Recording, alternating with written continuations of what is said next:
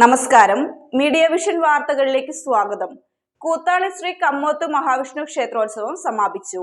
കല്ലോട് ശ്രീ സുബ്രഹ്മണ്യ ക്ഷേത്രത്തിൽ നിന്നും തിടമ്പ് വഹിച്ചുള്ള ഘോഷയാത്രയിൽ നൂറുകണക്കിന് ഭക്തജനങ്ങൾ പങ്കെടുത്തു. ഇനി ഘോഷയാത്രയിലെ ദൃശ്യങ്ങളിലേക്ക്.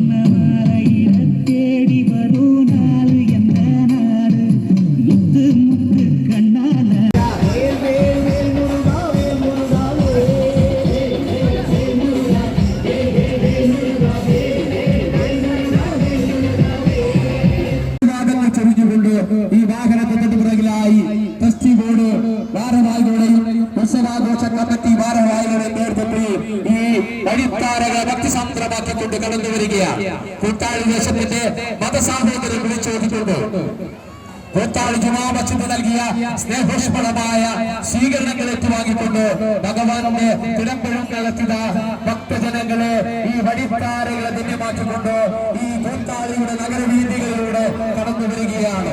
നെറ്റിപ്പട്ട കെട്ടി ഗജവീരന്റെയും നിശ്ചല ദൃശ്യങ്ങളുടെയും താളമേളങ്ങളെയും അകമ്പടിയോടുകൂടി കൂത്താളിക്ക് ഒരു പുത്തൻ അനുഭവത്തിലേക്കുള്ള ഭഗവാന്റെ തിടമ്പഴും കാലത്താണ് ഈ രാജവീഥികളെ തിലകം പൊളിച്ചുകൊണ്ട് ഈ രാജവീഥികളെ അനുഗ്രഹം ചൊരിഞ്ഞുകൊണ്ട് ഭക്തിസാന്ദ്രമാക്കിക്കൊണ്ട് ഈ വഴിക്കാരെ ധന്യമാക്കിക്കൊണ്ട് ഈ വാഹനത്തിന്റെ മുന്നിലായി കടന്നു വരുന്നത്. ജനുവരി മാസം 17 മുതൽ 22 വരെ ബ്രഹ്മശ്രീ മാധവൻ ഭട്ടതിരിപ്പാടിന്റെ നേതൃത്വത്തിൽ കൂത്താളി ശ്രീ കമ്മോത്ത് മഹാവിഷ്ണു ക്ഷേത്ര മഹോത്സവത്തിന്റെ ഭാഗമായി